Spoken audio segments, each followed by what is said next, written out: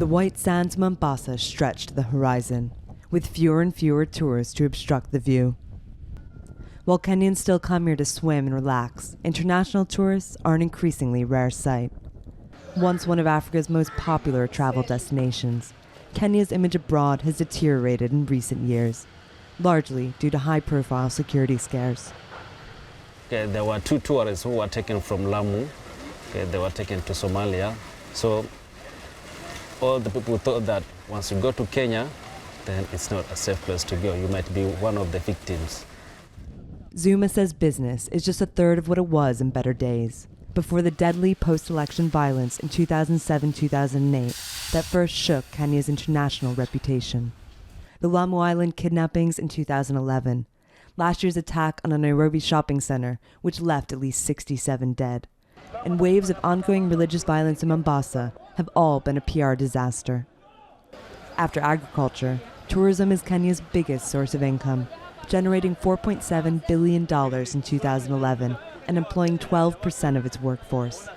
Tour companies say the government isn't doing enough to support this crucial sector of its economy.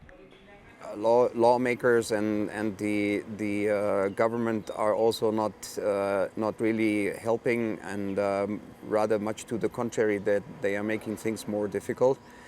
We have had new taxation implemented. We saw a rise in park fees and all these factors that in a very dicey economic environment worldwide.